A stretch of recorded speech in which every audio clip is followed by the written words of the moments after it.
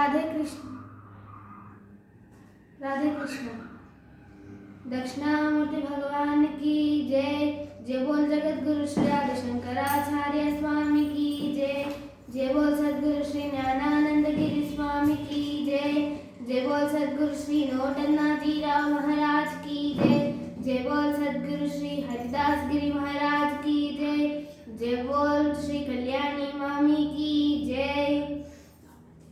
हर क्रोध ज्वाला वलिभिः अवलीडेन वपुषा गभीरे तेनाभि सरसीकृत संगो मनसि जः समुद्रस्तौ तस्मात् अचलतनये धूमलतिका जनस्तां जानीते तव जननि रोमा वलिरिति।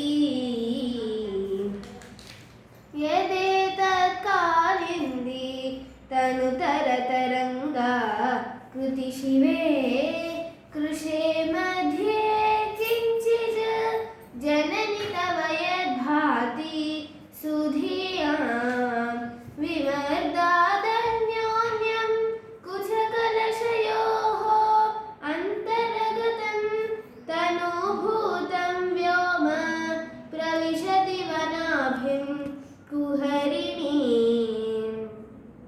स्थिरो गङ्गावर्तः स्तनमुकुलरोमावलिलता करावालं कुन्दं कुसुमशरतेजो हुतभुजः रतेर्लीलागारं किमपि तव नाभिर्गिरिसुते बिलद्वारं सिद्धे गिरिशनयनानां विजयते।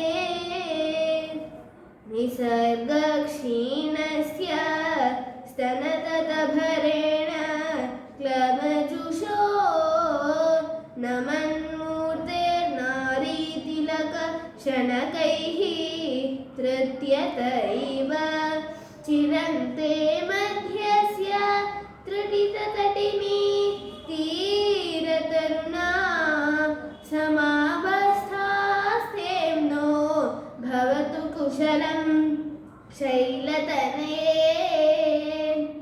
कुशौ सद्य स्विद्यत् तटघटितकूर्पा सभिदुरौ कषन्तौ दोर्मूले कनककलशाभौ कलयता तव त्रातुं भङ्गात् अलमिति वलग्नं तनुभुवा त्रिधानद्धं देवी त्रिवलिलवली वल्लिभिरिव। गुरुत्वं विस्तारं क्षितिधरपतिः पार्वती निजात् नितम्बादाच्छेद्य त्वयिहरणरूपेण निदधे।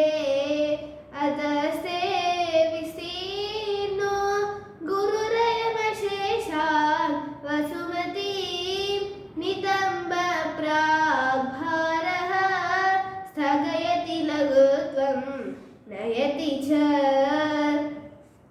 करीन्द्राणां शृण्डान् कनककदली कान्दपतलीम् उभाभ्यामूरुभ्याम् उभयमपि निर्जित्य भवति सुवृत्ताभ्यां पत्युः प्रणतिकठिनाभ्यां गिरिसुते विधिज्ञे जानुभ्यां विबुधकरिकुम्भ द्वयमसि। पराजेतुं रुद्रं द्विगुणशरगर्भौ गिरिसुते निषङ्गौ जङ्गेते विषमविशिखो बाढमकृत। यदग्रे दृश्यन्ते दशशरफलाः पादयुगली नगाग्रच्छद्मानः सुरमकुटशाणैक निशिताः।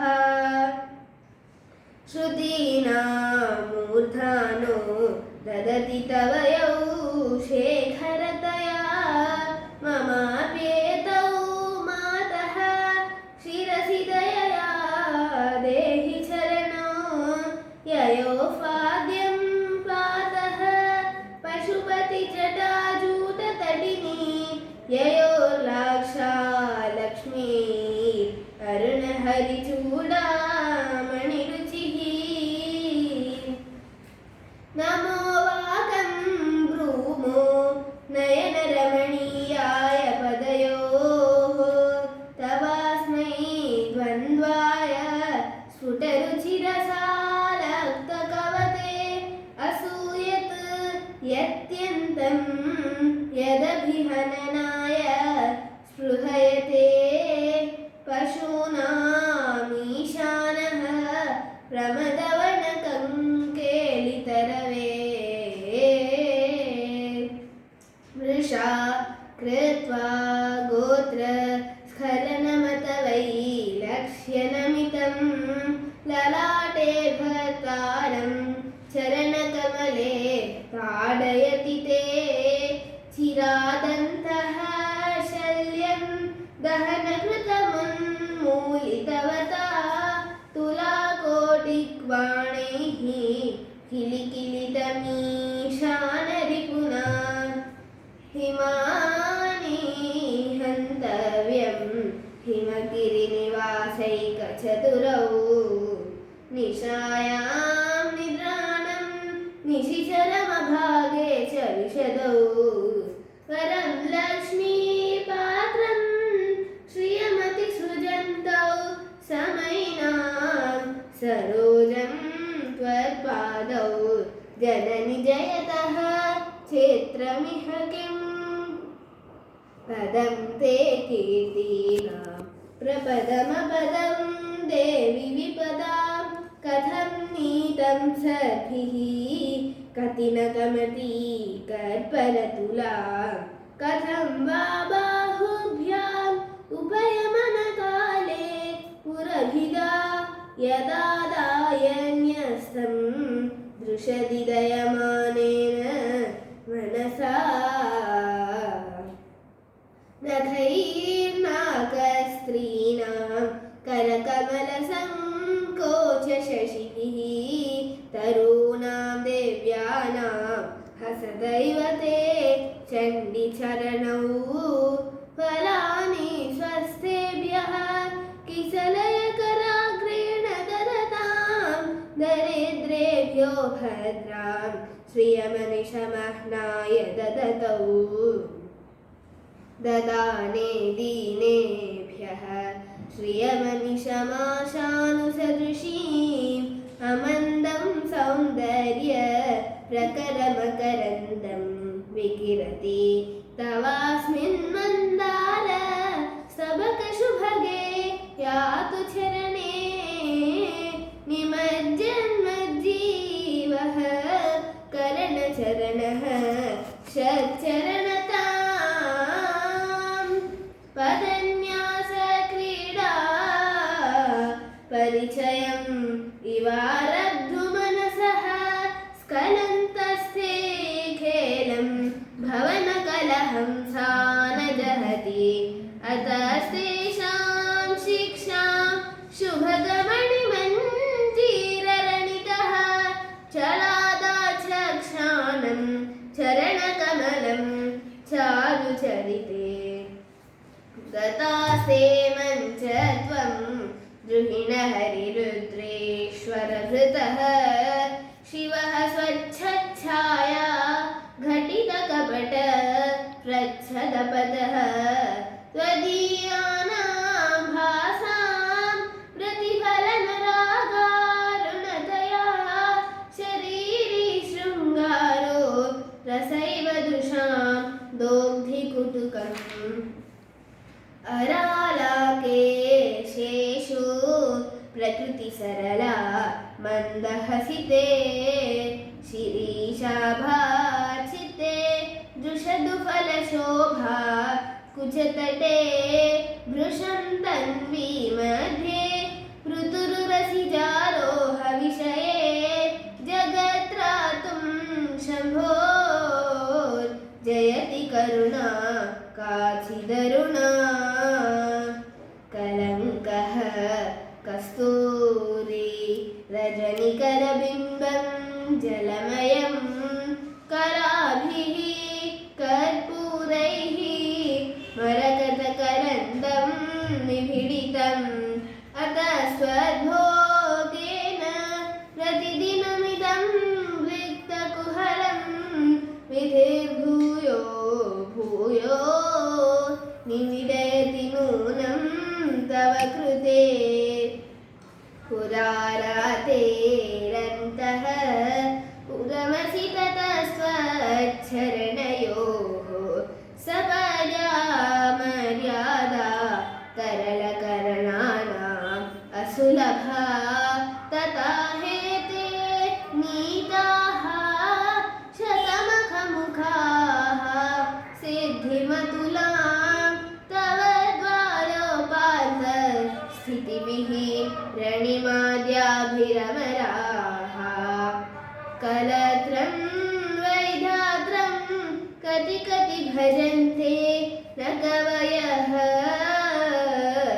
श्रियो देवाः को वा न भवति पतिः कैरपि धनैः महादेवं हित्वा तव सति सतीनामचरमे कुचाभ्यामासङ्गः कुरवकतरो रप्यसुलभः गिरामाहुर्देवी गृहिणी आगमविदो हरिपत्नीं पद्मां हरसहचरीं अद्रितनयां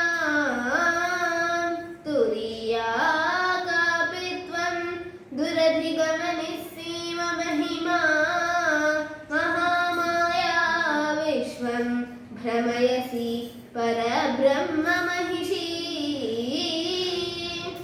कदा काले मातः कथय कलितालक्तकरसं पिबेयं विद्यार्थी तव चरणनिर्णेदनजलं प्रकृत्या मूकानामपि च कविताकारणतया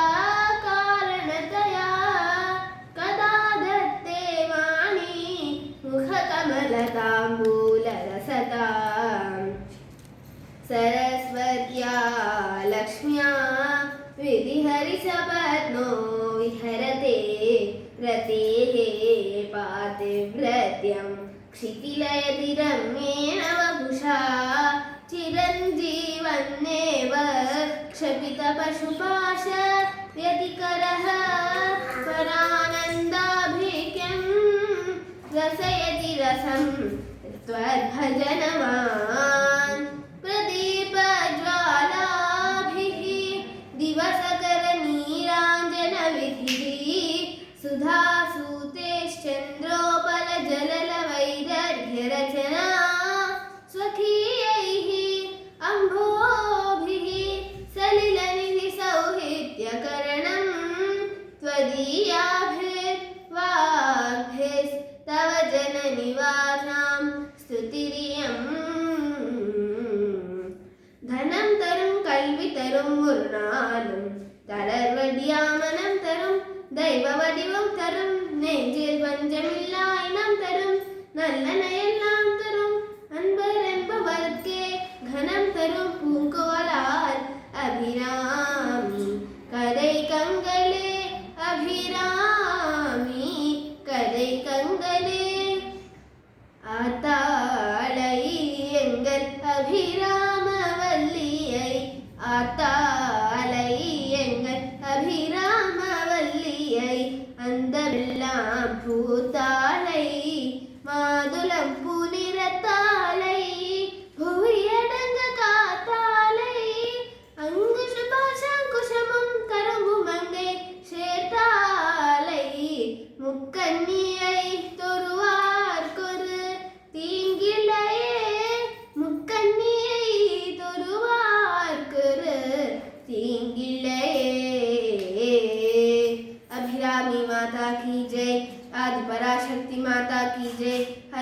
नमः पार्वती पतये हर हर महादेव। राधे कृष्ण। हरि ओम। भारत माता की जय।